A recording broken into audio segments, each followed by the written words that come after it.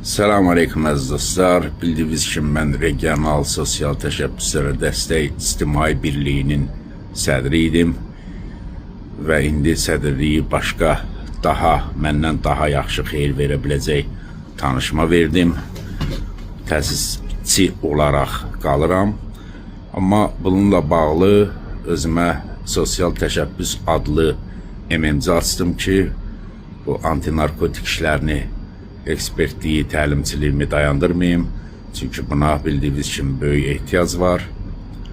Niyə dayandırdım GHT-nin işini? Çünki GHT şurası, belə deyim, mənim fikrimcə, bu mənim fikrimdir, düzgün işləmir, tanışlığına, qohumluqla işləyir, yuxarıdan tapşırıqla işləyir və mən də onların, belə deyim, nazı ilə oynaya bilmədim və ona görə sədrliyi başqa adama verdim və özüm MMC açıb, sosial təşəbbüs MMC-si ilə öz başım çalışacağım. Yenə də təmənnasız tövsiyələrimi, məsləhətlərimi, köməyimi verim. Sağ olun, minnətdaram.